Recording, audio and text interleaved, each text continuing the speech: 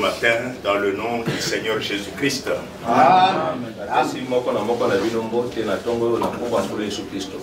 Nous saluons également tous ceux qui nous suivront par la voie de l'Internet. Que le Seigneur puisse les bénir richement. Les choses que nous prêchons ici, par la voie de l'Internet, atteignent aussi beaucoup d'autres personnes dans le monde.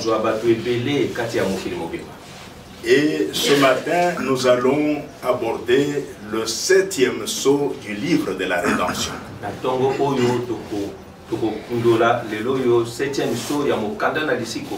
Donc la révélation du 7e sceau du livre de la rédemption. Que le Seigneur puisse accorder à chacun la révélation de sa parole par le Saint-Esprit. Je tiens aussi à remercier les frères et les sœurs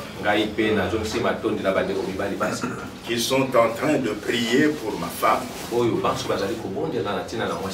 la sœur Valentine, qui est encore aux cliniques universitaires. Donc que Dieu vous bénisse tous pour toutes vos prières que vous adressez à Dieu pour le rétablissement total de la santé de ma précieuse femme. Je vous invite à vous mettre debout.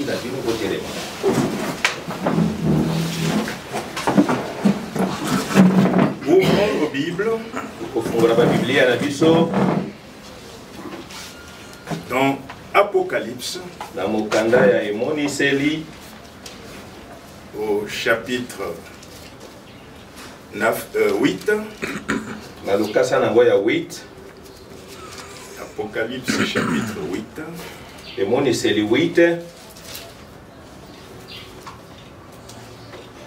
Nous lisons du verset 1er jusqu'au verset 6. Quand il ouvrit le 7e sceau, il y eut dans le ciel un silence d'environ une demi-heure.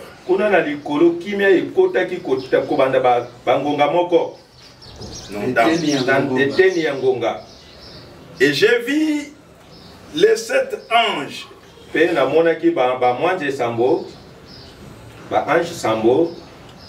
qui se tiennent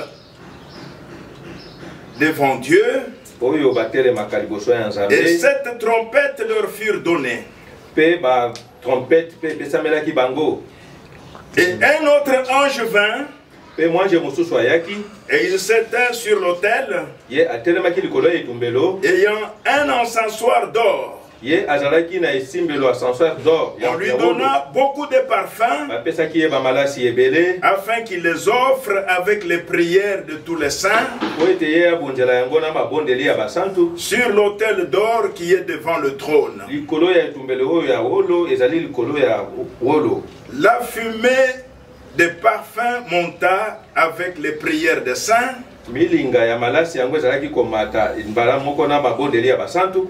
De la main de l'ange devant Dieu. Et l'ange prit l'encensoir, le remplit du feu de l'autel, et le jeta sur la terre. Et il y eut des voix, des coups de tonnerre, des éclairs, et un tremblement de terre. Et les 7 anges qui avaient les 7 trompettes se préparèrent à en sonner. Malachie chapitre 4, du verset 5 au verset 6.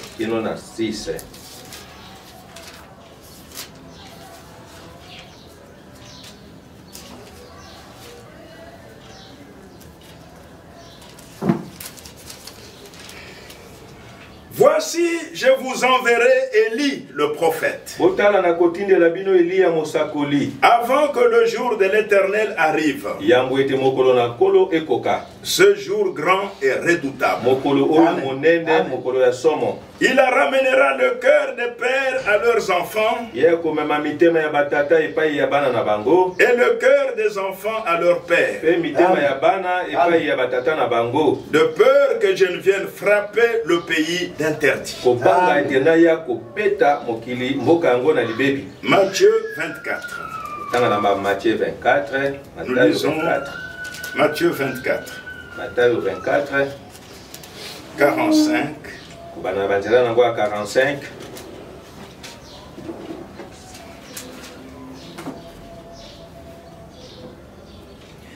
Quel est donc le serviteur fidèle et prudent que son maître a établi sur les domestiques de sa maison? Ça, c'est la traduction d'Arbi.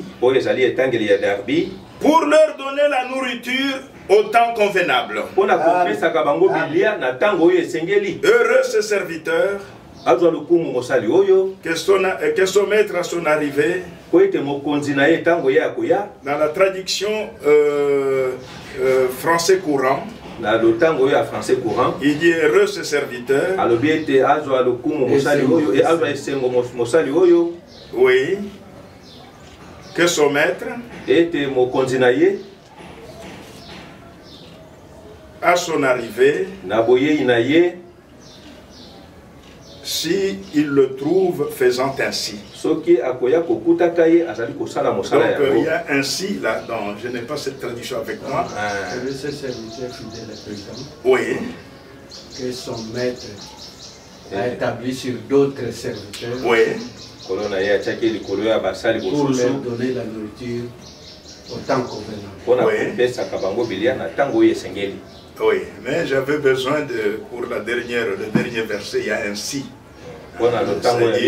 Si son maître le trouve faisant, s'il le trouve faisant ainsi. Ça, c'est dans la traduction courante. Français courant. C'est de cela dont j'avais besoin. Oui, parce qu'aujourd'hui, ce serviteur n'est plus avec nous. Il est au paradis. En attendant la résurrection.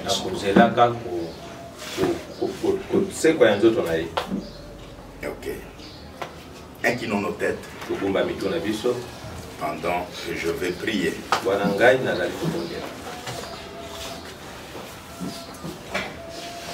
Notre Père Céleste, notre Créateur, Amen. Le Créateur de cieux et de la terre, et de tout ce qui s'y trouve. Nous voici réunis en ces lieux, non pas en notre propre nom, mais au nom du Seigneur Jésus-Christ, ton Fils. Et nous croyons de tout notre cœur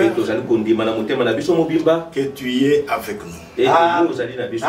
Seigneur notre Dieu, bénis chaque âme qui est venue ce matin en ces lieux pour entendre ta parole. La vérité présente. Amen.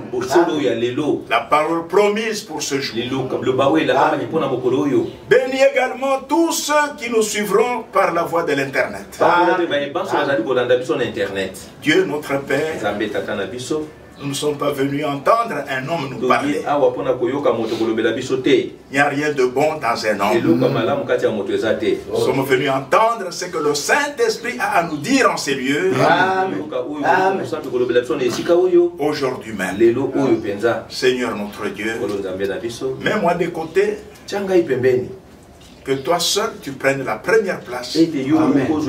Dans mon cœur et dans le cœur de chaque frère et de chaque sœur en ces lieux et ailleurs, pour ceux-là qui nous suivront par la voie de l'internet. Dieu notre Père, pardonne toutes nos iniquités, pardonne notre incrédulité, nos doutes. Amen. nos faux raisonnements. Ta parole doit être apportée dans sa pureté. Elle ne doit pas être hybridée avec les pensées des hommes. Seigneur, merci de tout cœur. Circoncis mon cœur et mes lèvres. Bénis chaque frère, bénis chaque soeur. Bénis mon interprète. Je pense en ce moment même à ma chère épouse, à ma chère femme qui se trouve aux cliniques universitaires alors qu'elle devrait être ici pour écouter ce que nous allons entendre. Visite-la, Seigneur.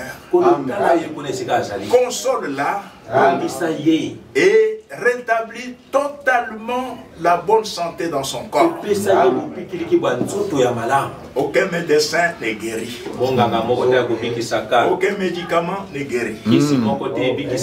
Toutes ces choses-là assistent le malade. Le seul guérisseur, c'est toi. Alléluia. Toi que nous prêchons en ces lieux. Nous prêchons que tu guéris les malades. Nous prêchons que tu fais des prodiges. Tu opères des miracles. Nous prêchons que tu es le même hier, aujourd'hui, éternellement. Fais-le aussi dans cette salle de réanimation là où se trouve ma femme, Valentine Bombo Kabasele. Manifeste, Seigneur, cette guérison dont elle a besoin. Manifeste le miracle, le prodige dont elle a besoin. Tu es le Tout-Puissant. Tu es le guérisseur, le grand médecin, le grand chirurgien. C'est toi notre Dieu. Nous n'en connaissons point d'autres. Tous les autres, ils assistent tout simplement. Mais c'est toi. Nous t'invitons d'entrer sur la scène. Toi qui ressuscitas Lazare d'entre le mort. Entre dans cette salle-là. Relève ma femme. De là où elle est couchée, Seigneur,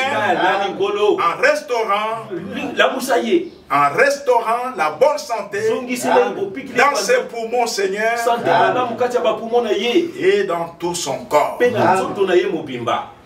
Dieu notre Père, nous venons de lire ta parole, la parole prophétique qui ne doit souffrir d'aucune interprétation particulière. Par ton Saint-Esprit, traite avec nos âmes au travers de la parole de vérité. Seigneur notre Dieu, en vertu de l'appel divin que tu nous as adressé pour parler au corps du Seigneur Jésus-Christ. Bénis chacun de tes enfants. Bénis notre frère Daniel Chabola qui nous a accordé l'hospitalité. Et nous avons une chair où nous pouvons publier ta parole. Nous te sommes très reconnaissants pour cela. Nous n'avons ni argent ni or, mais nous avons Dieu. Merci notre Dieu. Merci notre Père. Sois loué, glorifié. Tout est bien fait. Exauce nos prières. Dans le nom de Jésus-Christ. Amen. Amen. Vous pouvez vous asseoir. Aujourd'hui, nous abordons la révélation du 7e sceau.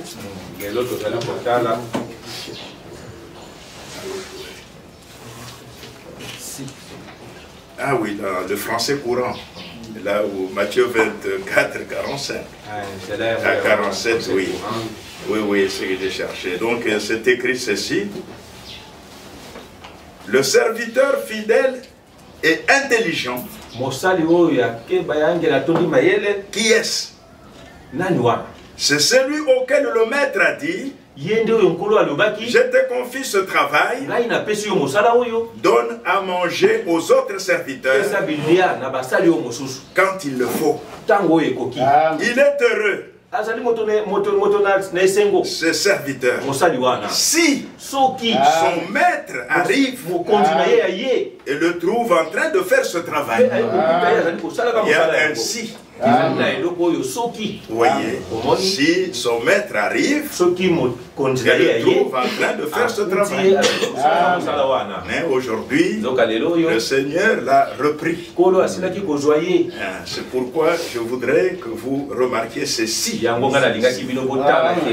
son maître arrive et le trouve en train de faire ce travail, je vous l'ai dit, c'est la vérité. Le maître lui confiera toutes ses richesses. Ça s'arrête là. Donc, ceci concerne le ministère de notre frère Ewald Frank. Et dans Malachie 4, je vous enverrai Élie le prophète.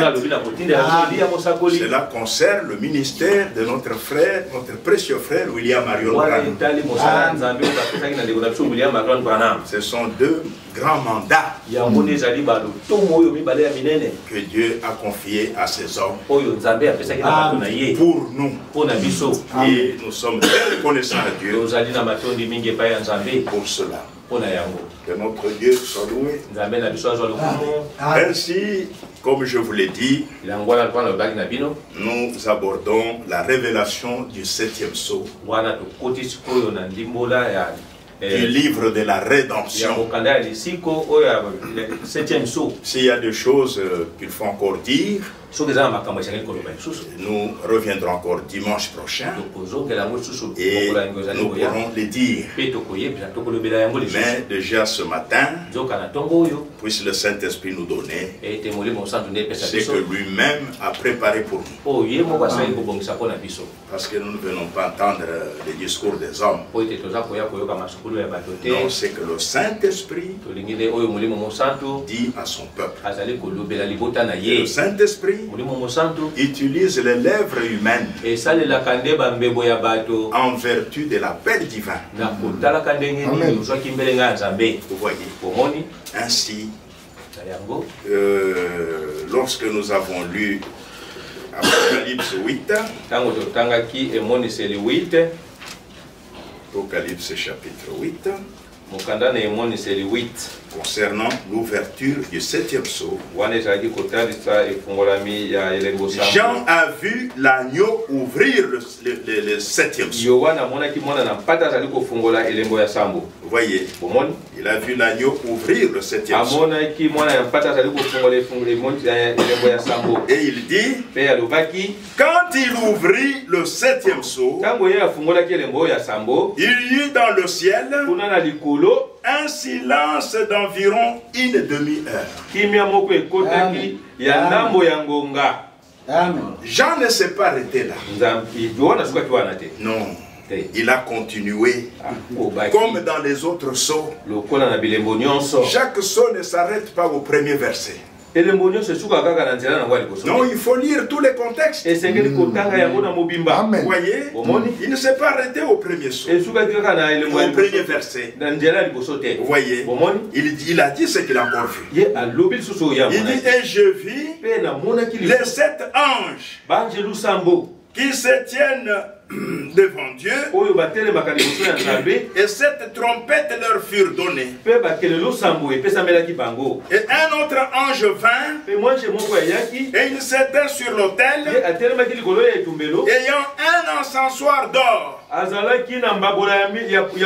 On lui donna beaucoup de parfums, afin qu'il les offre avec les prières de tous les saints sur l'autel d'or qui est devant Dieu.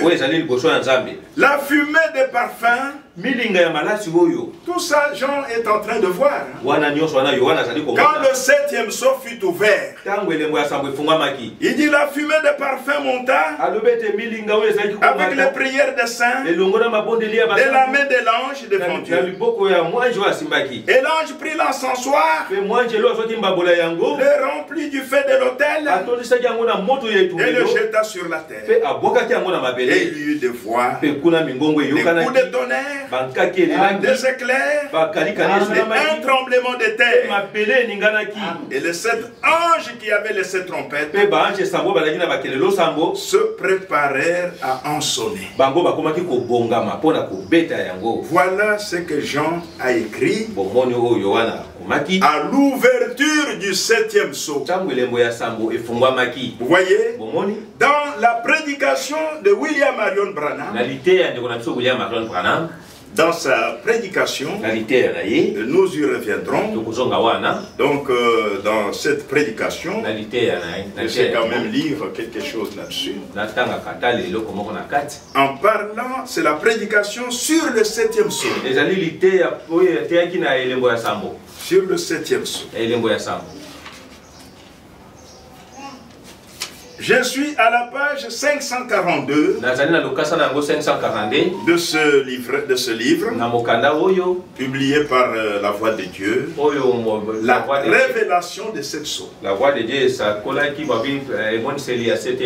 oui.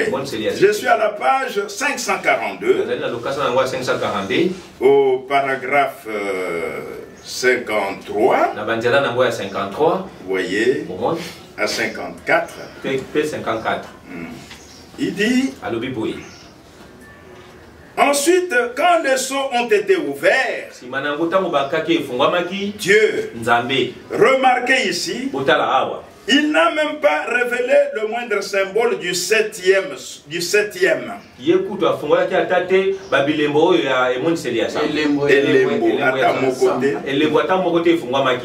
Voyez, c'est un secret parfait en Dieu. Remarquez, maintenant nous allons lire dans la Bible, dans le 7e sceau, ça se trouve dans l'Apocalypse au chapitre 8. Quand il ouvrit le 7e sceau, il y eut dans le ciel un silence d'environ une demi-heure. Et voilà tout ce que nous avons là-dessus. Vous voyez que Frère Branham s'arrête uniquement au premier verset. Et il dit, et voilà tout ce que nous avons là-dessus. Maintenant, oui, voilà tout ce que nous avons là-dessus. Toujours dans le 7e sceau, la prédication, il s'agit de la prédication sur le 7e sceau du livre de la rédemption. Je ne vais pas encore lire, à la page, c'est quelle page ici? 569.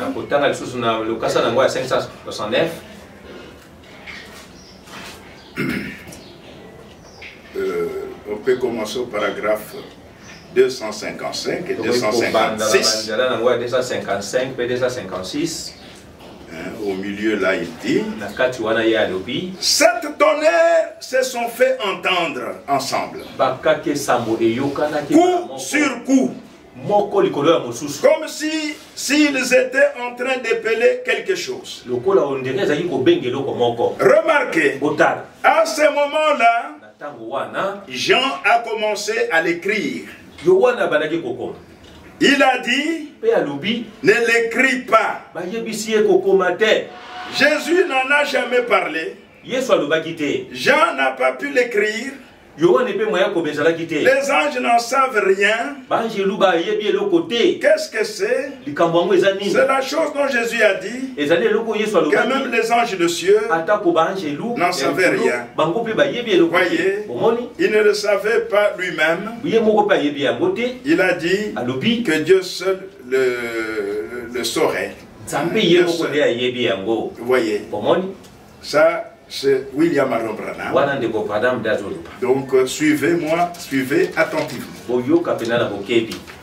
Suivez attentivement.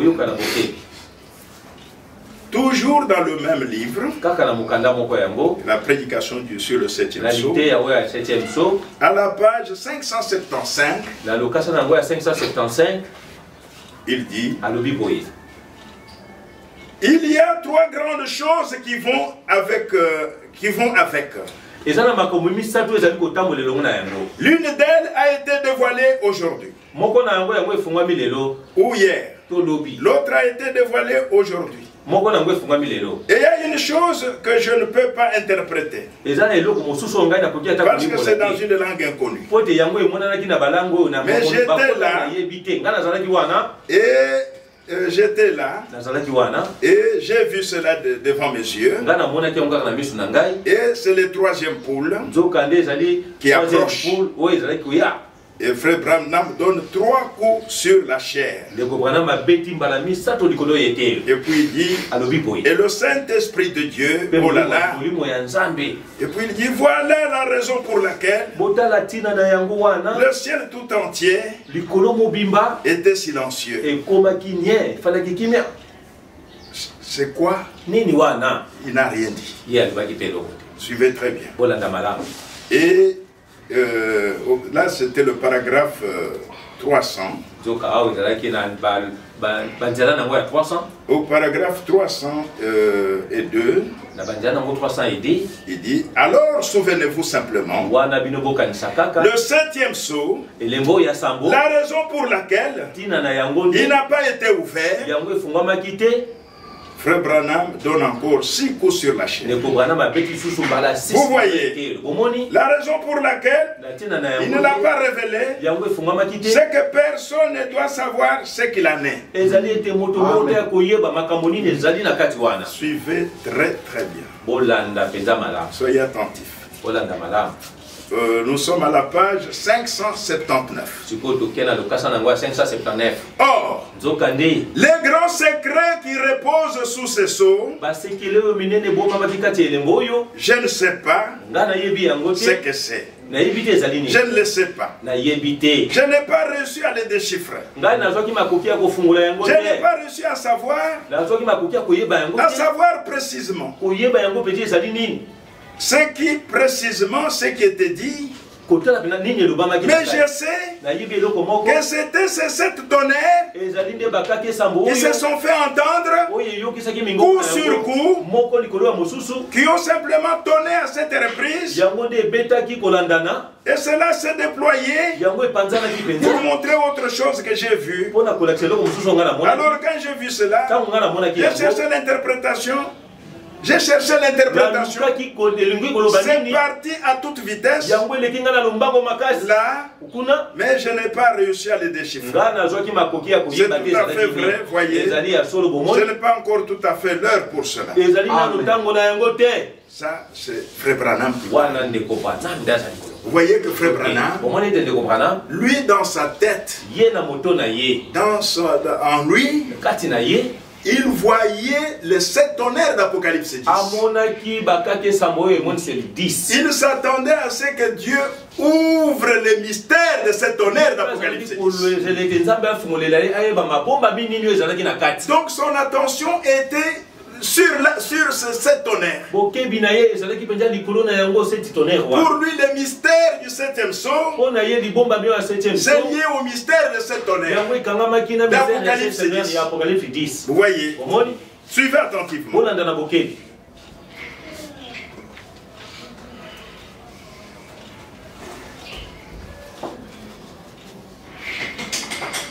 Oui. J'ai lu encore ces déclarations et puis après, il dit, nous sommes à la page 580. Vous verrez ce qui préoccupe vraiment William Aaron Branham en rapport avec le 7e sceau. Lui, ce sont les 7 tonnerres d'Apocalypse 10. Il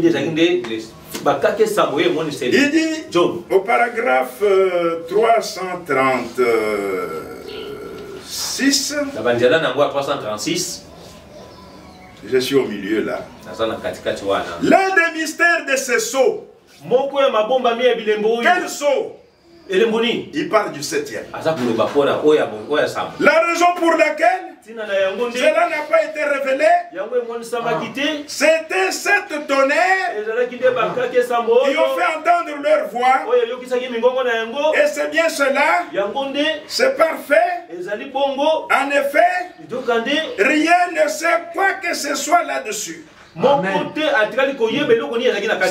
même pas écrit. Alors nous sommes au temps de la fin.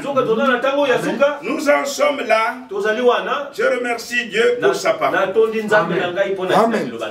Je suis en train de vous faire voir quelque chose. La tonnerre d'Apocalypse. C'est ça qui est préoccupé. Vous voyez. Et nous pouvons encore lire.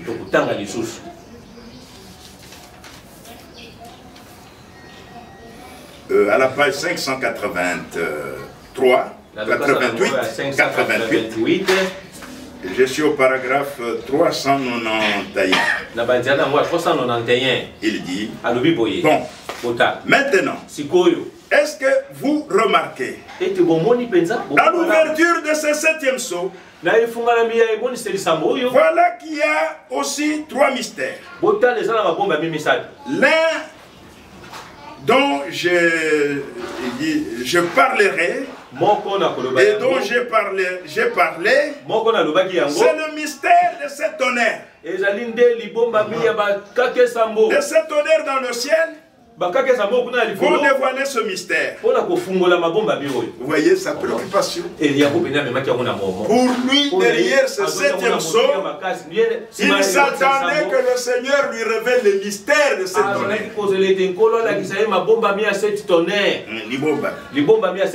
Vous voyez. Et ici à la page 390. Ça, c'est à la page 589. Au paragraphe 397. Il dit, bon, nous avons maintenant complété ici.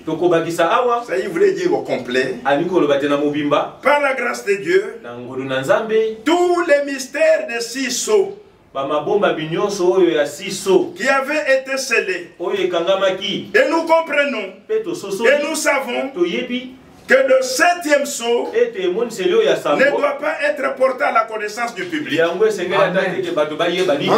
Amen. Et quand il dit ça, il voit les 7 tonnerres. Il voit les 7 tonnerres. Mais vous entendrez un autre son de cloche. Vous entendrez un autre son de cloche. Pas de lui.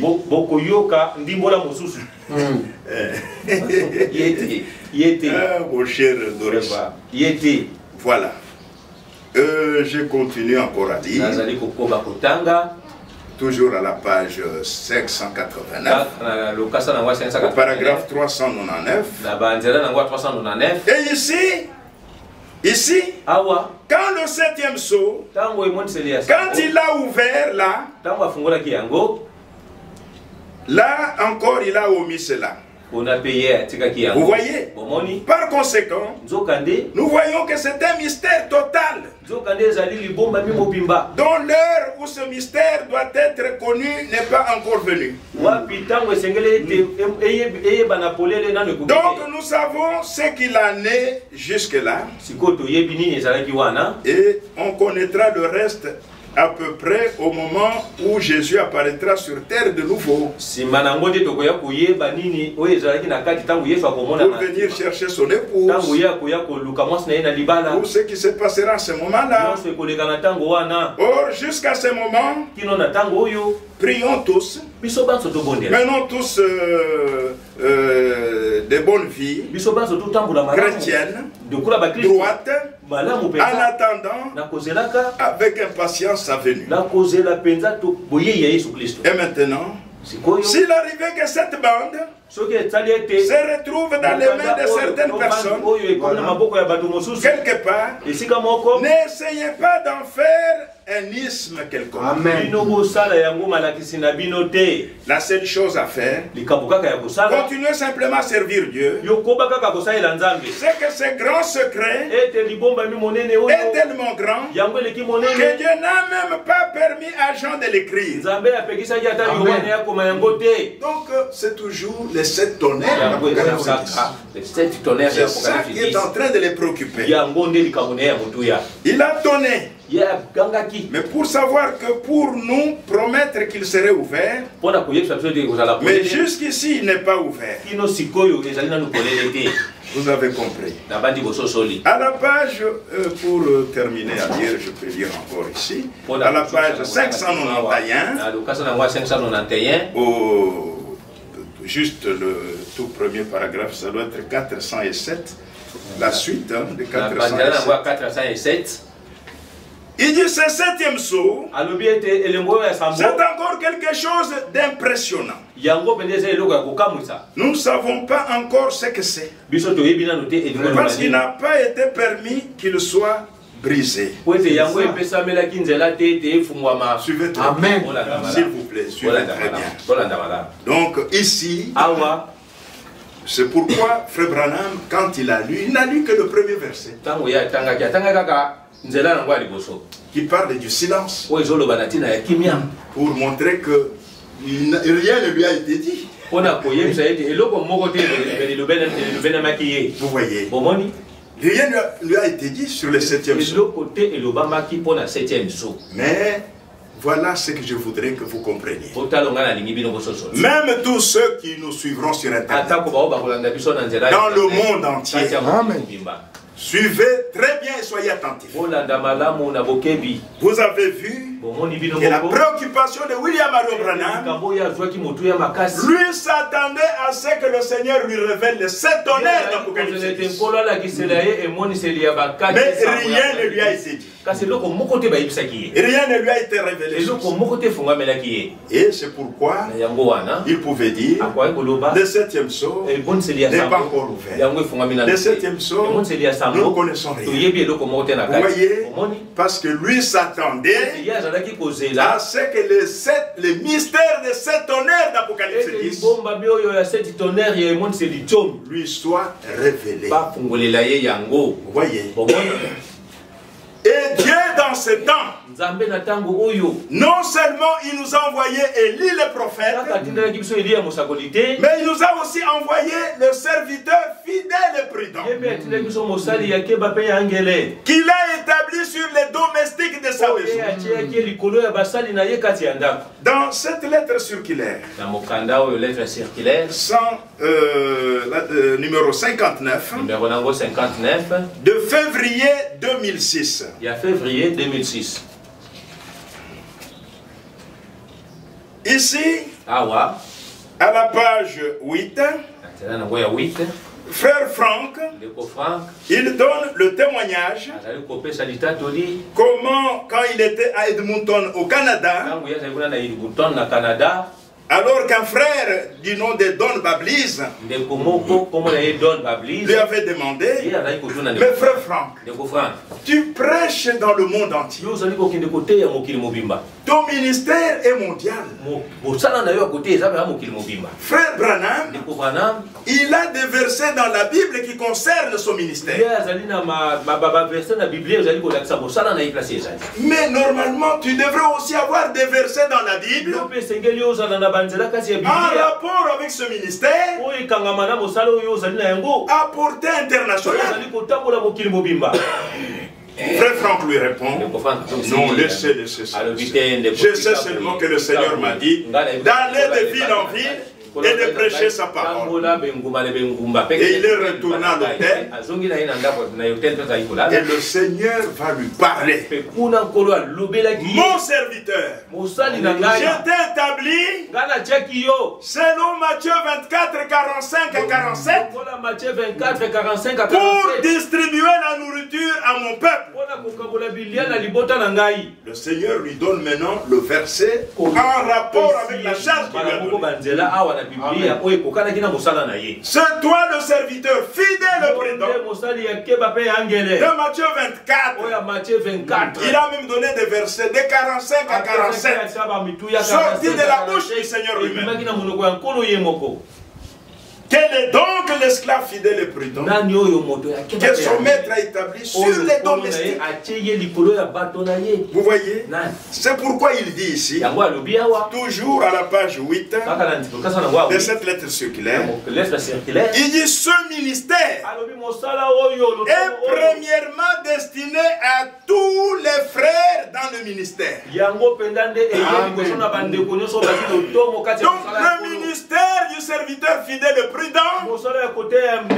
donné à notre frère Franck.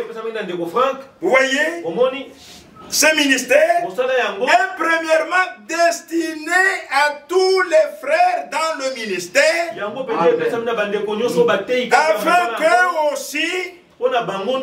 afin qu'eux aussi publient la parole révélée de Dieu selon l'ordre biblique. Amen. Et puisse apporter au peuple de Dieu la nourriture sur la table du Seigneur. C'est une chose de mettre en réserve de la nourriture qui est nécessaire à maintenir la vie. Et c'est une toute autre chose que de présenter un mets préparé. C'est-à-dire, vous prenez dans le magasin et vous préparez, vous mettez à la table. Vous voyez, ce que nous sommes en train de faire maintenant, c'est de présenter un repas. Vous le consommez. Vous voyez, c'est une chose de mettre en réserve de la nourriture qui est nécessaire à maintenir la vie. Et c'est une toute autre chose que de présenter un mets préparé pour apaiser la faim spirituelle avec la manne cachée. Dieu a pourtant dit, il a pourtant bien dit, voici des jours viennent, dit le Seigneur, l'Éternel, où j'enverrai une famine dans le pays, non une famine de pain, ni une soif d'eau, mais d'entendre les paroles de l'Éternel. Amos 8:11. Vous voyez, Amos 8:11. Et notre frère, je peux sauter pour gagner du temps au à la page 11. Il dit, s'il est vrai que le message originel de Dieu, tel qu'il était au commencement, doit précéder le retour de Jésus-Christ pour l'appel à sortir et l'enseignement de l'Église épouse. Alors, les vierges sages écouteront ce que dit l'Esprit à l'Église. Ce sont les vierges sages qui, par le Saint-Esprit, seront baptisées pour former un seul corps et constituer la vraie Église. C'est l'Église que le Rédempteur lui-même se présentera à lui-même sans tache, ni ride. Ephésiens 5, 26 à 30. Il est tout autant certain. Esalie à Solo. Que les vierges folles passeront à côté de cela et continueront à suivre des conducteurs qui se réfèrent aux prophètes, qui propagent des révélations particulières et laissent derrière eux des séparations. Toutes sont persuadées, toutes les vierges Qu'elles soient des sages ou des folles, d'avoir entendu l'appel et d'être en route pour rencontrer l'époux. Quelques-uns prétendent même qu'il est déjà venu. Ça sont les folles. D'autres disent qu'il descend lentement depuis que les sons ont été ouverts, etc., etc. Vous voyez, ce n'est pas et ce ne sera pas du tout suffisant de citer constamment le prophète, alors que la Bible en tant qu'autorité finale est négligée. Vous voyez, de même que les ecclésiastiques interprètent différemment la seule Bible. Ainsi maintenant, pour leur propre ruine, de Pierre 3,16, il est fait de même avec ce que frère Branham a dit. Mais pour les véritables croyants, c'est la période de préparation dans l'obéissance de la foi et de l'union de l'épouse et de l'époux, dans l'amour divin, dans la doctrine et la foi. Bien-aimés frères et sœurs, la parabole des 10 vierges de Matthieu 25. Aujourd'hui, c'est une réalité sur la terre. Dieu a envoyé William Aaron Branham. Dans Zacharie 14, il était dit, vers le soir, la lumière paraîtra. William Aaron est venu avec la révélation de la parole. Et quand il a commencé son ministère, William Aaron Branham, il avait l'évangélisation et il avait le ministère de guérison.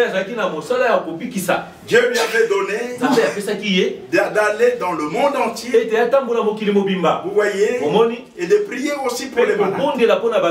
Et il lui avait donné 2 signes, vous voyez, un signe à la main, et il lui avait aussi donné de connaître les secrets de cœur, ce qui était le signe du Messie. Ce signe-là n'a été donné qu'à Frère Branham, de dévoiler les secrets de cœur. Vous voyez, c'était le signe qui identifiait le Messie lors de sa première venue. Vous voyez, il pouvait regarder, il dit, tu es Simon, ton père c'est Jonas. Pierre dit, mais il me connaît tout. Il connaît même mon père. Vous voyez, Philippe vient, il appelle Nathanaël, il l'amène. Le Seigneur le regarde. Voici un Israélite dans lequel il n'y a point de fraude. Nathanaël dit, mais d'où me connais-tu? Il lui dit, quand Philippe t'a appelé, quand tu étais sous le figuier, moi je t'ai vu. Et c'était vrai. Quand Philippe est allé l'appeler, il était sous le figuier. Alléluia. Nathanaël dit, tu es le roi d'Israël. Amen. Il a vu quoi?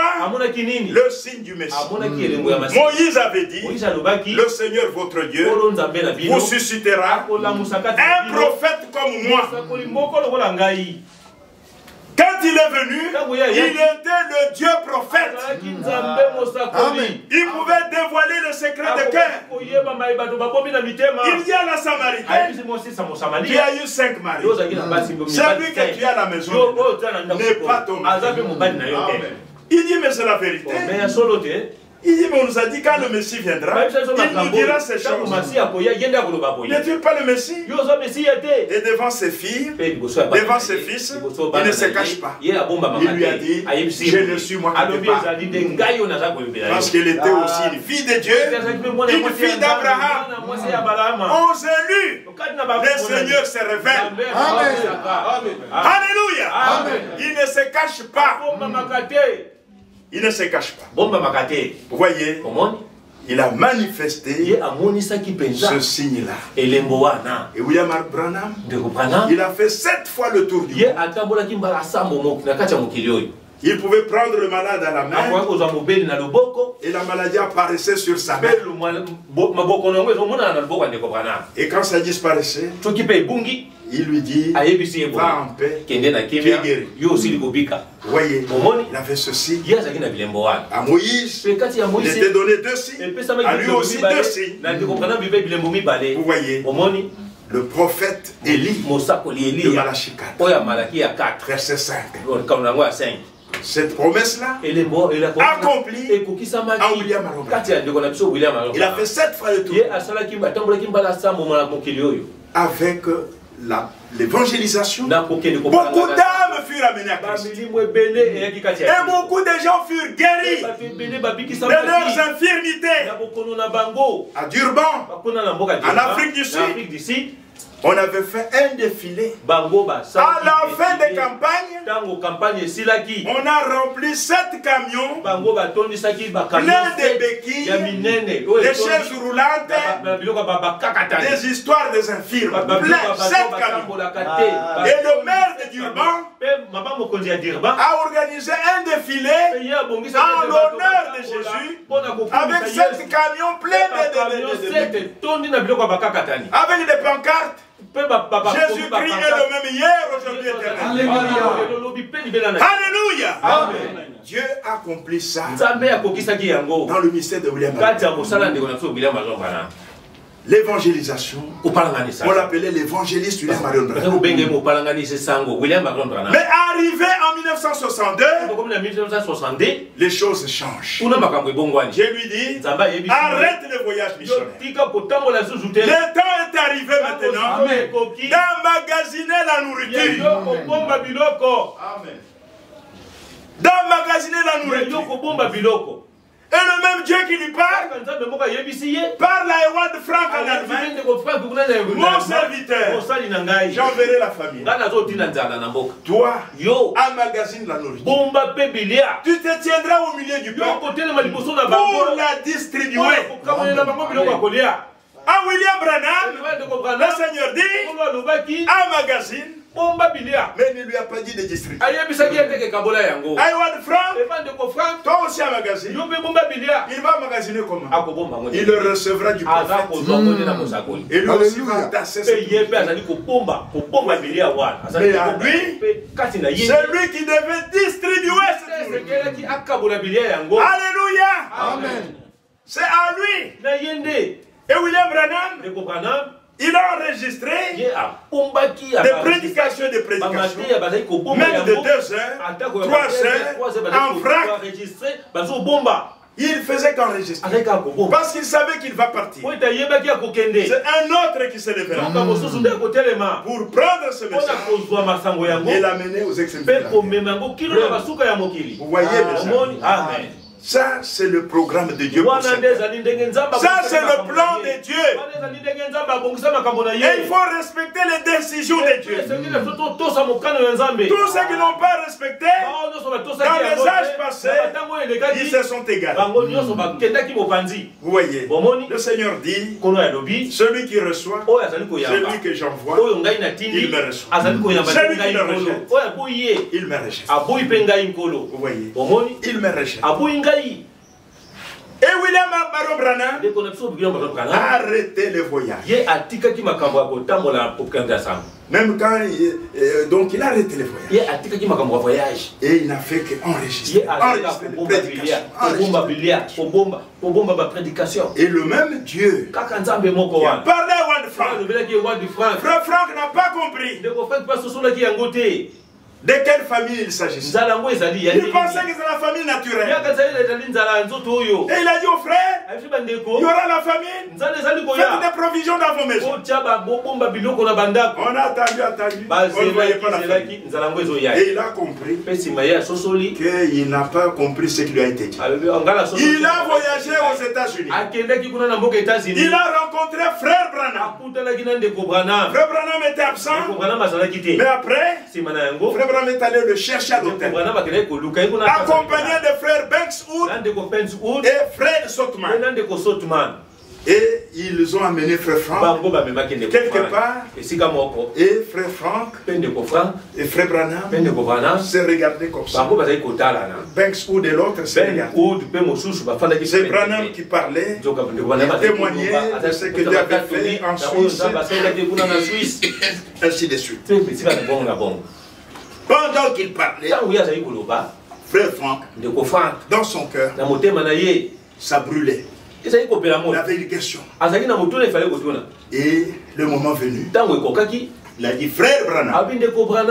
Branham a levé la main. Il a dit frère Frank, tu veux me demander sur ce que le Seigneur t'a dit en Allemagne? Et là frère Branham se trouvait devant une vision. Parce qu'il avait un œil qui clignait un peu. Il était devant une vision. Et il dit à frère Frank, tu veux me demander sur ce que le Seigneur t'a dit en Allemagne? Et il lui a répété mot à mot, dans l'ordre, tout ce que le Seigneur lui avait dit. Et il lui dit, il a mal compris. La nourriture n'est pas naturelle. La nourriture que tu dois magasiner, ce sont les prédications inspirées que moi, Branham, j'ai apportées, qui se trouvent sur les bandes magnétiques. Les prédications sur la Bible, tirées de la Bible. Vous voyez, c'est ça la nourriture que tu dois magasiner. Mais tu dois attendre jusqu'à ce que le reste de nourriture te soit confié. Alors viendra le temps de la distribution. Et frère Frank lui demande, dois-je prier aussi pour les malades? Il dit, tout serviteur appelé de Dieu, prie pour les malades. Et frère Branham lui a imposé les mains. Il a prié pour lui. Vous voyez? Alléluia. Et il est rentré en Allemagne. Et toutes les prédications de William Branham étaient envoyées aussi là-bas. Et il a fait qu'enregistrer. Et quand William Aaron Branham a été repris maintenant, mais je voudrais que vous sachiez une chose. Pendant que William Aaron prêchait, et les vierges folles, et les vierges sages, retenez bien ceci. Dieu, à travers les nations, il ne traite pas avec des groupes de gens. Amen. Il ne traite pas avec des organisations. Il traite avec chacun individuellement. Amen. Comme vous êtes là, Dieu traite avec sa fille, avec son fils, individuellement. Amen. Amen. Quand vous entendez vierge folle, vierge sage, ce sont des individus. Ce ne sont pas des dénominations. Ce ne sont pas des organisations. Les organisations viennent de Satan. Les dénominations viennent du diable. Dieu n'est pas l'auteur des dénominations. Le Seigneur Jésus, il a une seule église dont il a dit, je bâtirai mon église. Amen. Et c'est à cette église-là qu'il faut appartenir. Vous voyez, il appelle des individus. Avec Israël, il traite avec eux en tant que nation. Mais nous, c'est avec chaque individu. Et Dieu connaît ces vierges sages. Dieu connaît ces vierges fous. Mais pendant que William Branham prêchait, tous ces individus-là, il y a d'autres qui n'étaient pas encore manifestés. Comme nous autres. Vous voyez? Mais à l'époque, ils étaient toujours dans leur dénomination. Quand Branham prêchait, les gens croyaient, les gens étaient sauvés, mais à la fin, ils retournaient dans les églises. Ils retournent dans les églises. C'est ainsi qu'après le départ de William Aaron Branham, l'heure était déjà fort avancée. C'était déjà l'heure de minuit. Vous voyez, c'est à ce moment-là que Dieu ordonne à Ewald Frank. Maintenant, le temps est arrivé. Quand Branham est mort, après son ensevelissement, frère Frank était là-bas. Ils ont tous pleuré. Mais quand il est retourné à l'hôtel, la paix est revenue dans son cœur. Et le Seigneur a parlé dans son cœur. Ton temps maintenant est arrivé d'aller de ville en ville, ou plutôt d'aller distribuer la nourriture. Ton temps maintenant est arrivé. Vous voyez? Et c'est avec Frère Frank maintenant que l'appel à sortir est lancé dans le monde entier. Là, nous ne sommes plus au temps du soir. Nous sommes déjà à l'heure de minuit. Alors le cri maintenant a commencé à retentir. Et le cri de minuit, c'est le message de l'heure. C'est ça le cri de minuit. C'est l'enlèvement. J'en ai déjà parlé. Vous voyez? C'est ça le cri de minuit. Maintenant le message a été confié à Ewald Frank. Et le Seigneur lui dit, dans son cœur, le temps maintenant est arrivé de distribuer cette précieuse nourriture. Le message de l'heure. La manne cachée. Le temps maintenant est arrivé. Vous voyez, c'est avec frère Frank que le message est maintenant publié dans le monde entier. Alléluia. Amen. C'est ça l'appel au réveil. Voici les pouviers. Réveillez-vous. Vous n'avez plus le droit au sommeil spirituel. Les pouviers. Ça c'est le message de l'heure. Avec frère Franck, l'appel à sortir. Maintenant ce n'est plus retourner dans vos églises. Non, sortez du milieu d'eux. Séparez-vous. Ne touchez pas ce qui est impie. Maintenant, ce sont les assemblées qui commencent à se rassembler. Dans le monde entier. Vous voyez? Vous voyez? L'appel à sortir. C'est déjà l'heure de minuit. Le message maintenant. Pas les campagnes d'évangélisation. Lui est allé avec le message. Alléluia. Amen. Avec le message. Il est venu à Kinshasa. Il est allé au Cameroun. Il est allé en Chine. Dans le monde entier, de ville en ville. L'appel au réveil. Voici où vient. C'est cet appel au réveil qui a réveillé et les vierges sages et les vierges folles. Alléluia. Amen. C'est cet appel. C'est le message de l'heure qui va réveiller et les folles et les sages. C'est pourquoi les folles et aussi connaissent le message, mais seulement, comme vous allez voir, les folles n'ont pas le Saint-Esprit. Vous voyez, dans la prédication ici, la parole parlait la sémence originelle. Vous voyez, si vous lisez à la page, vous voyez, vous lisez à la page 15. À la page 15. Ici, les paragraphes n'ont pas de numéro. Mais vers la fin là, il dit vierge sage, vierge folle, l'une garde la parole. L'une, c'est-à-dire les vierges sages, garde la parole. L'autre, l'hybride. Parce que les folles n'ont pas le Saint-Esprit. Ils mélangent avec leurs pensées. Oh, Jésus est déjà venu. Oh, ceci, c'est là. Mais les gens qui croient que Branham est Dieu ne sont pas des folles. Ils ont foulé au pied l'œuvre de la croix.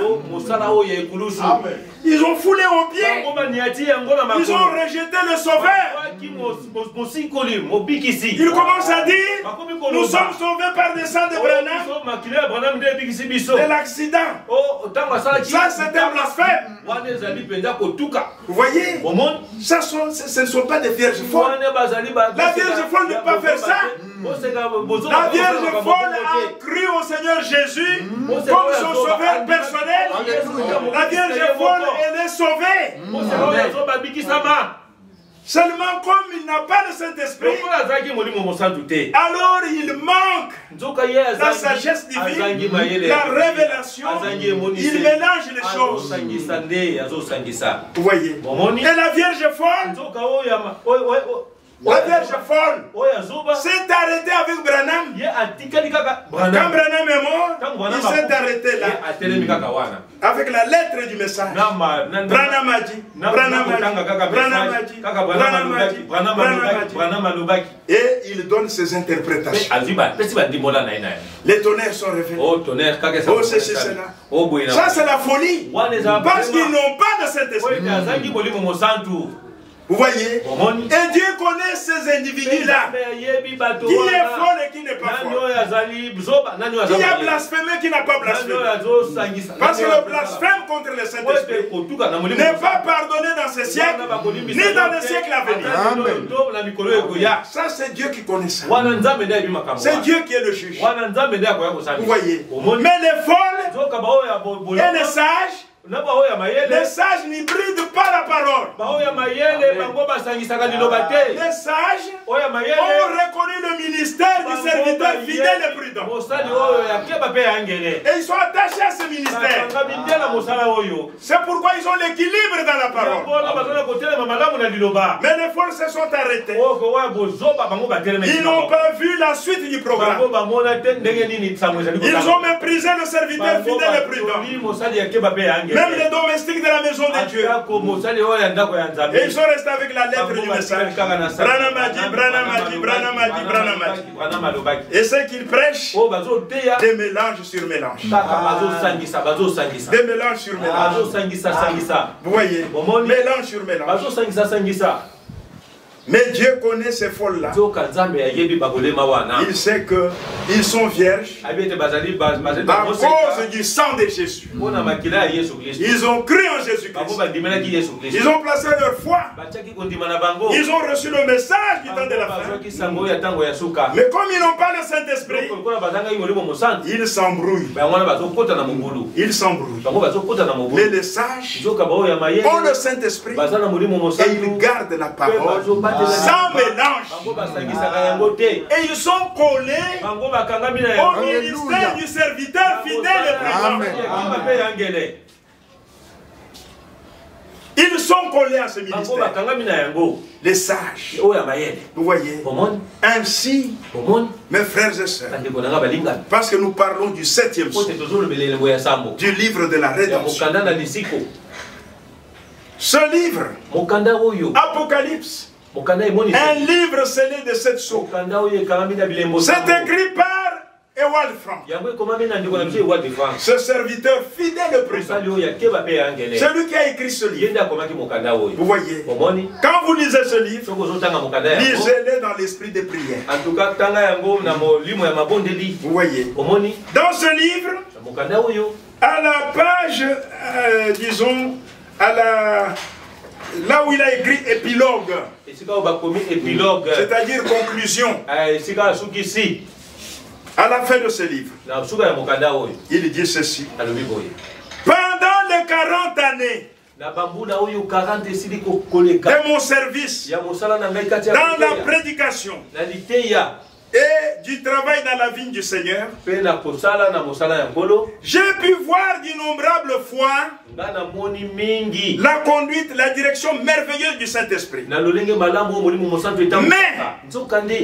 écrivant sur ce thème si difficile et plein de signification, j'ai pu expérimenter à plusieurs reprises et comme jamais auparavant ce que signifiait en pratique cette parole. L'Esprit sonde de toutes choses et l'Esprit vous conduira dans toute la vérité et il vous annoncera les choses à venir. Et sans cesse, il est arrivé que l'Esprit de Dieu m'a éclairé et m'a montré les contextes que je n'avais pas remarqué ni connu auparavant. Vous voyez, donc une conduite spéciale. Quand il a écrit ce livre sur la prophétie, la parole prophétique, vous voyez, et il dit ici, il dit maintenant, je suis à la page 171. Maintenant, à la fin du 7e âge de l'Église, il a plu au Seigneur, qui est la tête glorieusement élevée de l'Église, de révéler tout son conseil, comme il l'avait fait connaître à ses prophètes et ses apôtres. Puis il dit, cet exposé est définitif et complet. Il est éprouvé et sûr. Quand j'ai lu ça, j'ai redoublé d'attention. Et quand je suis entré dedans, quelle bénédiction. Quelle bénédiction. Et c'est là que beaucoup, même dans la saine doctrine, ceux qui croient dans la saine doctrine n'ont pas fait attention. Ils n'ont pas fait attention. En rapport avec le 7e sceau, nous sommes dans ce livre d'Ewald Frank, Apocalypse, un livre scellé de 7 sceaux. Je suis au 8e chapitre qui traite du 7e sceau.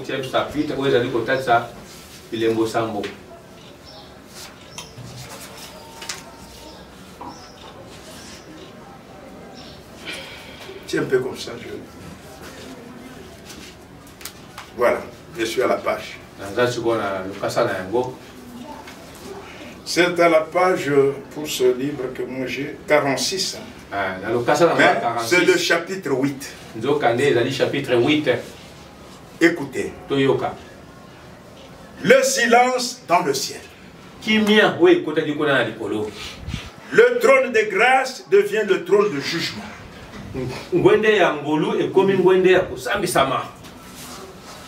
Et puis, introduction au jugement de cette trompette. Ce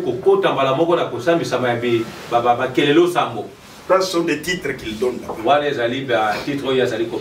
Écoutez attentivement. Même vous qui écouterez sur la voie de l'internet. Et lorsqu'il ouvrit le 7e sceau, soyez attentifs s'il vous plaît. Lorsqu'il ouvrit le 7e sceau, il se fit un silence dans le ciel d'environ une demi-heure. D'abord, une autre précision. À la page 48, il dit ceci. De tous les sceaux, les contenus du 7e est le plus clairement décrit.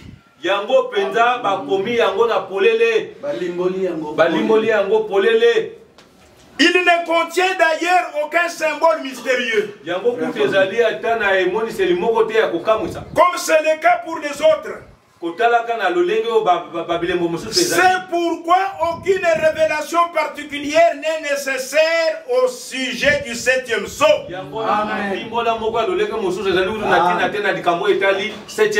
Le Seigneur n'avait pas à révéler à William Aaron Branham dans ce 7e sceau, il n'y a aucun symbole mystérieux. Aucun symbole. Même frère Branham, déjà en parlant du contenu de ce sceau, quand il a prêché sur la prédication, la brèche entre les 7 sceaux de l'église, non, entre les 7 âges de l'église et les 7 sceaux. Écoutez déjà ce qu'il avait dit. En rapport avec ce 7e sceau. Et ce qu'il avait dit est juste. Écoutez, à la page 100 de ce livre Révélation des sceaux. Paragraphe 202.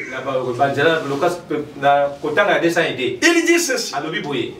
Attendez un peu qu'on en arrive à cette heure, qu'on prenne cette demi-heure où il est silencieux. Le sanctuaire est rempli de fumée. Il n'y a plus d'intercession. Les sacrifices sont partis. C'est un tribunal. Il n'y a plus de sang dessus. Parce que l'agneau, couvert de sang, s'en est allé. N'attendez pas jusque-là. Vous vous souvenez, dans l'Ancien Testament, tant qu'il n'y avait pas de sang sur le propitiatoire, c'était le jugement. Mais tant qu'il y avait du sang dessus, il y avait de la miséricorde. Mais quand l'agneau s'est éloigné, c'était terminé. Et ça, c'est en rapport avec Apocalypse 8. En rapport avec la demi-heure de silence. Vous voyez, il montre déjà qu'à ce moment-là, le trône de grâce se changera en trône de jugement. Maintenant, revenons à notre lecture. Soyez attentifs, vous qui écoutez. Il dit, de tous les sceaux, le contenu du 7e est le plus clairement décrit. Il ne contient d'ailleurs aucun symbole mystérieux, comme c'est le cas pour les autres. C'est pourquoi aucune révélation particulière n'est nécessaire au sujet du 7e sceau. Il n'est pas nécessaire. Le contexte qui l'entoure est suffisamment clair et englobe tous les sujets. Mais imagine-toi, si tu n'es pas connecté à ce ministère, tu vas rater ça. Amen. Tu resteras avec Branham Hadji. Le son n'est pas ouvert. Branham Hadji, les 7 tonnerres, les 7 tonnerres ne lui ont pas été révélés. Mais dans le 7e sceau, dans son contenu, il n'y a pas de place pour les 7 tonnerres. Son contenu, vous devez lire du premier verset d'Apocalypse 8 jusqu'au 6e. C'est ça le contenu du 7e sceau. Il n'y a aucun symbole mystérieux. Déjà dans la brèche, Branham a déjà parlé de ce qui arrive pendant la demi-heure de silence. Le changement du trône de grâce en trône de jugement. Alléluia. Amen. Oui, je le dis du fond de mon âme. Parce que c'est la vérité. Vous voyez, je le dis du fond du cœur. En tant que domestique dans la maison de Dieu. En vertu de l'appel divin aussi. Surnaturel. Vous voyez, c'est pourquoi aucune révélation particulière n'est nécessaire au sujet du 7e sceau. Le contexte qui l'entoure est suffisamment clair et englobe tous les sujets. Vous voyez, après que le trône de la grâce soit devenu le trône du jugement, alors les anges commencent à sonner des trompettes. Maintenant revenons alors au début, là où nous avons lu sur le 7e sceau. Nous sommes à la page 46. J'y vais lentement et je terminerai ça ce matin. Amen. Le reste, on pourra voir dimanche prochain. Mais ça, c'est déjà l'essentiel. Que le monde entier le sache. Que tous les frères et sœurs comprennent que le 7e sceau du livre de la rédemption, vous voyez, il a été ouvert. Il n'y a aucun symbole mystérieux dedans. Que celui qui a des oreilles entende ce que l'Esprit dit à l'Église. Amen. Alléluia. Amen. Oui, mes amis. Nous le disons avec force. Maintenant, écoutez. Les 6 premiers versets du chapitre 8 nous donne des renseignements exacts sur le contenu du 7e sceau et sur ce qui arrive quand il est ouvert. Donc le 7e sceau est dans la Bible. C'est au chapitre 8. Mais ne vous arrêtez pas au premier verset. Allez jusqu'au 6e verset. C'est ça le contenu du 7e sceau. Les 7 tonnerres, ça c'est autre chose. Dieu n'a pas révélé ce qu'ils avaient dit à Frère Branham. Mais le contenu du 7e sceau est dans la Bible. Au chapitre 8, du verset 1er jusqu'au verset 6. Vous voyez? Alors il dit ceci. Les 6 premiers versets nous donne des renseignements exacts sur le contenu du 7e sceau et sur ce qui arrive quand il est ouvert. Au premier verset, par ce silence soudain dans le ciel est exprimée la victoire lors de l'événement qui n'est encore jamais arrivé jusqu'à ce jour-là et qui coupe le souffle de ceux qui l'observent. Le prophète Esaïe rend témoignage au sujet des armées célestes que celles-ci crient sans cesse Saint, Saint, Saint et l'Éternel des armées. Esaïe 6:3. Jean rapporte que les 4 êtres vivants également crient sans cesse, nuit et jour, Saint, Saint, Saint, Seigneur Dieu, Tout-Puissant, celui qui était, et qui est, et qui vient. Apocalypse 4:8. Lors de l'ouverture du 7e sceau, tout à coup, tout devient silencieux dans le ciel. C'est l'instant de la plus grande surprise. Toutes les armées de cieux font silence. Pendant une demi-heure.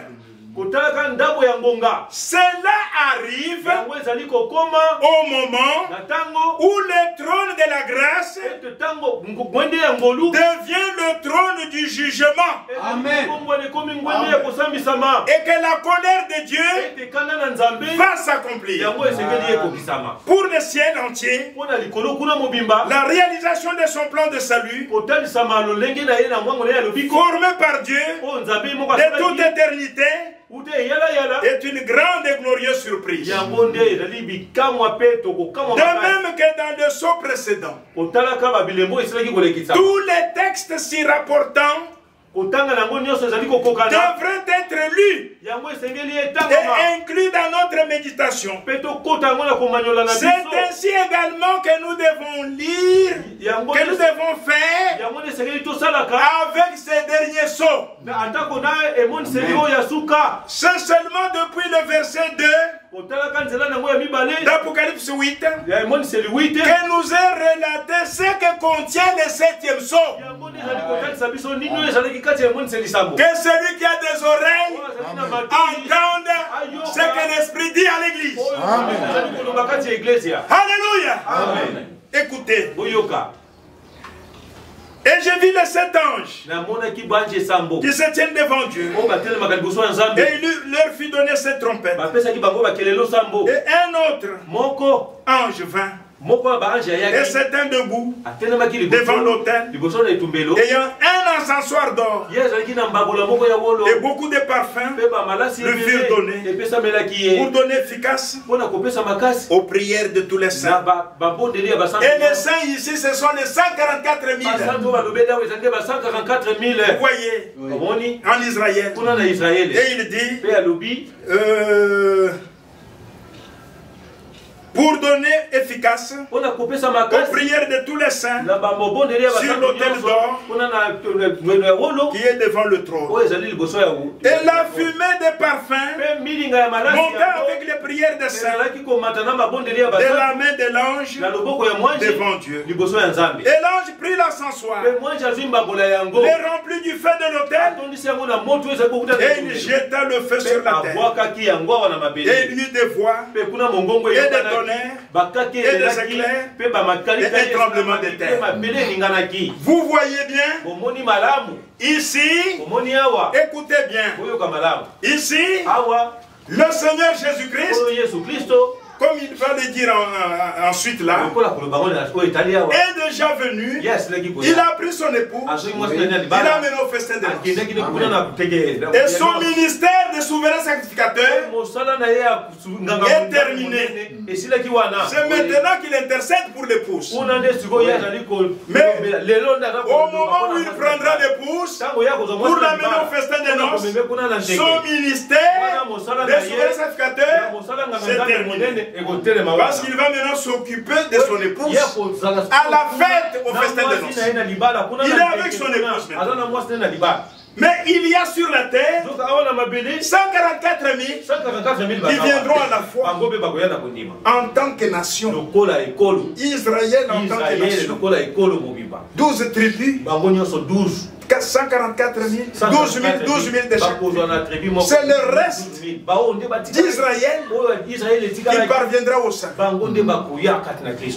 Avec les âmes sous l'autel du 5e saut, vous voyez, des millions et des millions de juifs qui ont été tués par Eichmann, tous ceux qui sont morts parce qu'ils étaient juifs à cause de la parole de Dieu et du témoignage qu'il leur rendait de leur Dieu Yahweh, qui sont morts. Ils sont des millions et des millions. Nous avons parlé de ça au 5e saut. Toutes ces âmes-là, lorsque l'épouse partira, Dieu tourne la grâce vers Israël. Et il leur remettra des robes blanches. Qui signifie le salut. Pourquoi? Parce que c'est lui qui les avait aveuglés. S'ils n'avaient pas aveuglés, ils allaient croire le Messie. Vous voyez? C'est lui qui les avait aveuglés. C'est comme il avait aveuglé les frères de Joseph pour qu'ils les vendent. Vous voyez? Mais après, quand Joseph était maintenant gouverneur de toute l'Égypte, quand ses frères sont venus, la deuxième fois, Joseph s'est dévoilé devant eux. Quand ils ont amené Benjamin, qui est le type de 144 000, il leur a dit, c'est moi Joseph, que vous avez vendu en Égypte. Yo, nous allons mourir. Il dit, ne vous en faites pas. C'est Dieu qui avait fait ça. Pour que vous me vendiez, pour que la vie soit sauvée aux nations et à vous aussi pendant ce temps de famine. Vous voyez, c'est Dieu qui vous avait amené. Et il leur a fait la grâce. Vous voyez, c'est ce que le Seigneur fera à tous ces millions-là des Juifs qui ont été tués, immolés à cause de la parole et du témoignage. Il n'avait pas le témoignage de Jésus, mais il parlait de Yahweh, de l'Ancien Testament, et ils sont morts en tant que Juifs. Quand le temps arrive, quand la totalité des païens est entrée, l'enlèvement a eu lieu, Dieu tourne la grâce vers eux. Il va leur pardonner et il va leur dire, restez calme, il y a vos compagnons d'œuvre qui vont aussi mourir comme vous. Et là il parlait de 144 000 qui allaient aussi mourir. Vous voyez, et nous verrons à quel moment les millions là vont ressusciter. Et les 144 000, nous verrons ça dimanche prochain. Dieu voulant. Nous reviendrons sur ce tableau pour situer le 7e psaume. À quel moment précis? Ainsi de suite. Et vous verrez tout cela jusqu'on débouchera sur l'éternité. Vous voyez, même si ça va prendre encore 2 semaines, que sa volonté soit faite. Vous voyez, ainsi mes amis, c'est ce qui va arriver. C'est ce qui va arriver. Donc ici, à l'ouverture du 7e psaume, le trône de la grâce. Revenons rapidement. Je vais récupérer mes minutes. Vous savez qu'on a commencé par retard. Oui, donc suivez s'il vous plaît.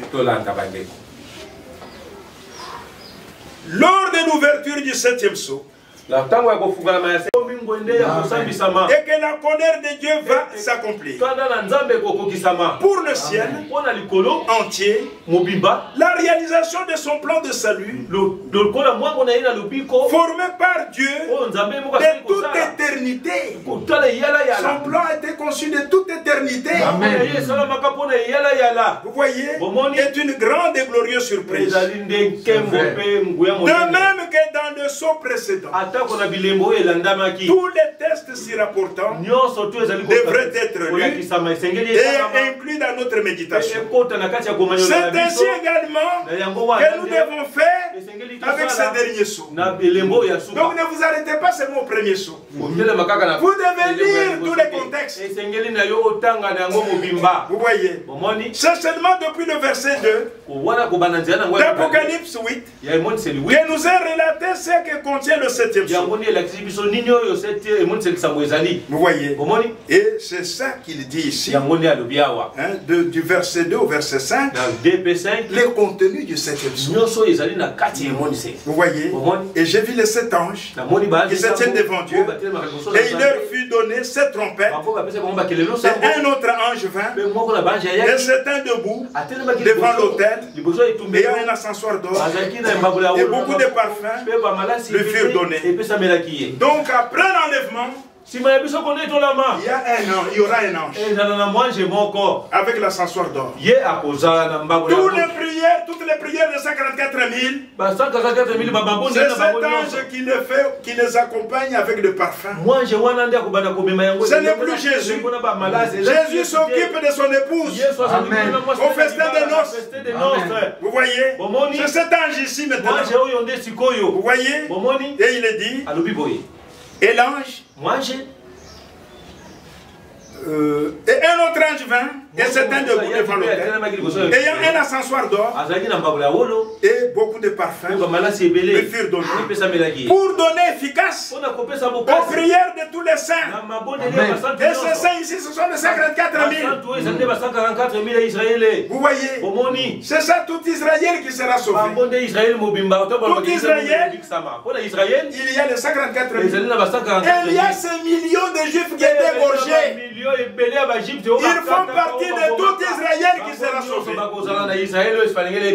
Vous comprenez? Ah, mes amis.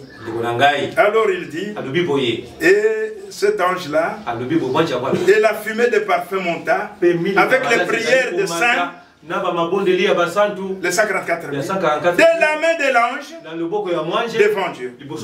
Maintenant, après, qu'est-ce qui arrive? Maintenant, regardez ce que cet ange va faire. L'ange prit l'encensoir et le remplit du feu de l'autel, et il jeta le feu sur la terre, et il y eut des voix, des tonnerres, des éclairs, un tremblement de terre. C'est quoi ça? C'est le changement du trône de grâce en trône de jugement. Vous voyez? Maintenant, il y a des tonnerres qui sortent du trône. Il y a un tremblement de terre. Il y a des éclairs.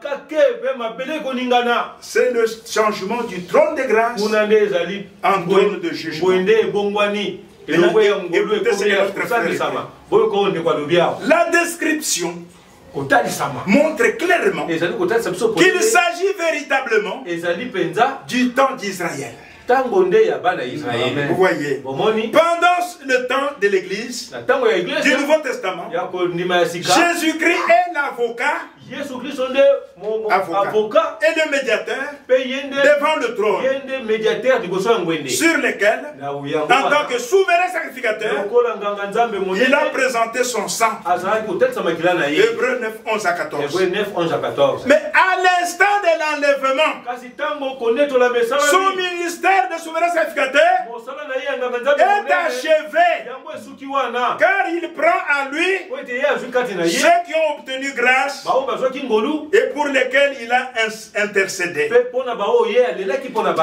l'enlèvement de l'église épouse, il s'agit alors aussi d'Israël. Les prières de ceux des 12 tribus d'Israël qui sont venus à la foi ne sont pas portés devant le trône de grâce par Christ. Ils ont même le trône de grâce par Christ. Vous voyez, le médiateur, le souverain sacrificateur. Pendant ce temps, Christ célèbre avec son épouse bien-aimée les noces de l'agneau dans les cieux. Les prières de ceux qui ont été scellés, c'est-à-dire les 144 000, sont rassemblés et présentés devant l'autel d'or pour s'élever comme une fumée de bonne odeur. Soyez attentifs si vous voyez. Donc là, il y a un ange qui s'en occupe. Christ n'est plus souverain sacrificateur. Il fête avec son épouse. Maintenant écoutez. Après que les 7 anges qui se tiennent devant Dieu aient reçu des trompettes, les dernières prières des Juifs venus à la foi en Christ, sont présentés comme un parfait de bonne odeur sur le trône d'or devant Dieu. C'est après cela que le trône de grâce se change en trône de jugement. Amen. La colère de Dieu éclate alors. C'est ce qu'indique les charbons ardents jetés sur la terre. Durant ce temps, Dieu renonce à l'adoration. Parce qu'on adorait ça. En ce moment-là, toutes ces armées célestes vous voyez, Dieu renonce à l'adoration. Car il ne peut pas manifester en même temps sa colère finale et recevoir l'adoration. Vous voyez, c'est la raison pour laquelle tout est en silence dans le ciel. Ne cherchez pas une autre raison. Tout demi-heure de silence, c'est le moment où le trône de grâce se change en trône de jugement. Amen. Dieu renonce à l'adoration. C'est pourquoi c'est ça la raison de cette demi-heure de silence. Parce qu'il veut maintenant manifester sa colère. Maintenant, ça sera maintenant le jour du Seigneur qui éclate. Le jour de colère maintenant. Nous en avons parlé. Quand on a parlé sur le 6e psaume. Vous voyez, c'est la raison du silence. Il n'y a pas une autre raison. La raison du silence, le trône de grâce devient le trône de jugement. De l'agneau, le Seigneur devient le lion, le juge. Et à ce moment-là, tout est silencieux. Les êtres vivants qui criaient, c'est les chérubins. C'est pendant une demi-heure. Vous avez compris la raison? Amen. Que Dieu vous bénisse. Amen. Que celui qui a des oreilles entend ce que l'Esprit dit à l'Église. Vous voyez, c'est la raison pour laquelle tout est en silence dans le ciel. Lorsque l'ascensoir a accompli son usage divin, il est maintenant rempli de charbon ardent de l'autel et jeté sur la terre, indiquant ainsi que la colère de Dieu se déchaîne et descend sur la terre. Vous voyez, et à ce moment-là, les 7 anges qui avaient les 7 trompettes se préparaient pour sonner la trompette. L'œuvre de grâce en faveur des nations et d'Israël est alors terminée. Plus de grâce à l'Israël. Tout est terminé. Les dernières prières de 144 000 ont été reçues. Maintenant le trône change. De l'agneau il devient le lion. Le juge. À ce moment-là, tout est silencieux pendant une demi-heure. La colère de Dieu va s'éclater. Vous voyez, c'est là maintenant qu'il revient sur ce que j'ai lu au début là, que de tous les sceaux, les contenus du 7e est le plus clairement décrit. Vous voyez, par rapport aux autres sceaux, un cavalier, les chevals blancs, ça c'est mystérieux. Là, il faut que le prophète donne la révélation. Mais pour le 7e, il n'y avait pas besoin qu'on révèle ça. Il n'y a rien de mystérieux dedans. Au travers du ministère, déjà Frère Branham, dans la brèche, il a déjà parlé de ça. Vous voyez, changement du trône, de grâce, un trône de jugement. Vous voyez, c'est pourquoi lui ça Amen. On me révèle le tonnerre. Vous voyez, alors il mettait ça en rapport avec le 7e psaume. Alors que dans les contenus du 7e psaume, il n'y a aucun tonnerre. L'Apocalypse 10. Non, le contenu est clair. Amen. C'est le changement du trône de grâce à trône de jugement. Amen. Donc il n'y a pas Apocalypse 10 là-bas. Il n'y a pas ça. Hein, vous voyez. Mettez-vous debout. Gloire à Dieu. Dieu voulant, on pourra retourner sur le tableau noir pour situer tous ces événements-là. Vous comprenez? Combien croient que le 7e sceau a été ouvert? Amen. Et que son contenu est clair? Amen. Amen. Amen.